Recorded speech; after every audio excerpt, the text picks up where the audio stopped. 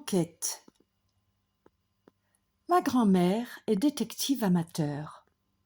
À force de lire des romans policiers et d'étudier les méthodes de Sherlock Holmes, d'Hercule Poirot ou du commissaire Maigret, elle a fini par se dire « Pourquoi pas moi ?» Depuis, elle mène ses propres enquêtes et elle trouve toujours la solution de l'énigme.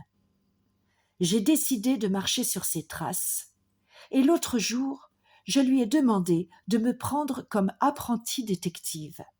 « D'accord, a-t-elle dit, tu seras mon assistant. Dès qu'un nouveau cas se présente, je fais appel à toi. » Eh bien, aujourd'hui même, j'ai pu suivre Mamie et observer sa méthode. En plus, c'était pratique, ça s'est passé chez nous. C'est maman qui a découvert le crime.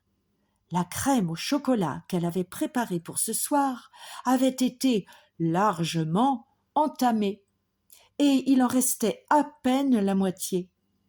Mamie s'est mise sans tarder au travail. Pour commencer, elle a enfilé un imperméable et s'est coiffée d'un chapeau mou. Et ainsi attifée, elle a interrogé la victime. « À quelle heure avez-vous découvert le vol ?» a-t-elle demandé à maman.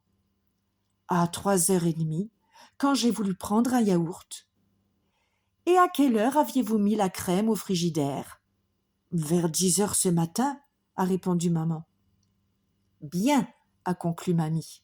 « Nous pouvons donc en déduire que le malfaiteur a opéré entre 10h et 15h30. Et maintenant, transportons-nous sur les lieux du crime à la recherche d'indices. Tout d'abord, elle voulait relever des empreintes digitales sur la jatte de crème, mais j'ai réussi à l'en empêcher. Je ne voulais pas qu'elle gâche ce qui restait de crème au chocolat. Ensuite, elle a tenté de repérer sur le carrelage les traces de pas du voleur. Mais la cuisine n'avait pas été nettoyée depuis une semaine, de sorte que le sol était plus sale qu'un hall de gare. « Ça ne fait rien, » m'a dit Mamie. « On va établir l'emploi du temps des suspects et crois-moi, je finirai bien par mettre la main sur celui qui a fait le coup. » Elle a dit cela sur un ton si féroce que j'en ai eu froid dans le dos.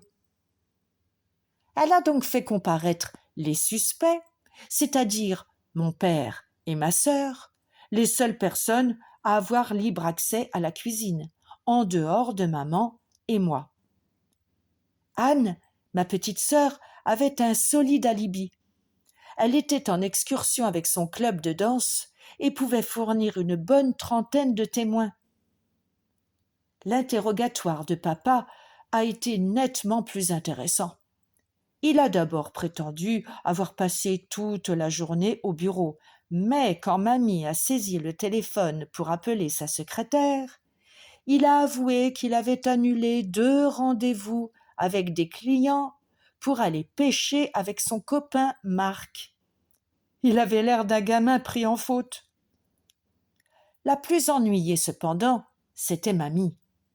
Si tous ces suspects avaient un alibi, l'affaire se compliquait. Mais elle n'avait pas dit son dernier mot. « Suis-moi » m'a-t-elle ordonné. « On va résoudre ce petit problème. » Nous sommes montés dans sa chambre. Là, elle a bourré une pipe et s'est mise à fumer en toussant à fendre l'âme. « Maintenant, il faut réfléchir. La solution est là, » a-t-elle proclamé en se frappant le crâne. Moi, je n'ai rien dit. Je l'ai regardée réfléchir.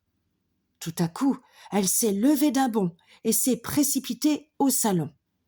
Et elle a pointé le doigt sur maman en criant « J'ai trouvé! C'est toi qui as mangé la crème au chocolat! Oh, c'était bien joué! Le coupable se faisant passer pour la victime, très fort, vraiment très fort!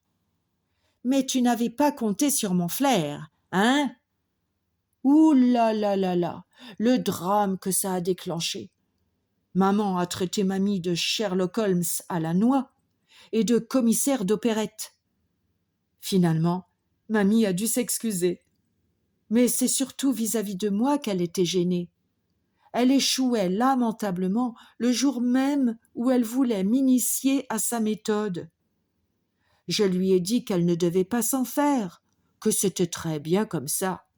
Et c'est vrai, c'est très bien comme ça, car le coupable, le voleur de crème au chocolat, je le connais, moi. C'est moi.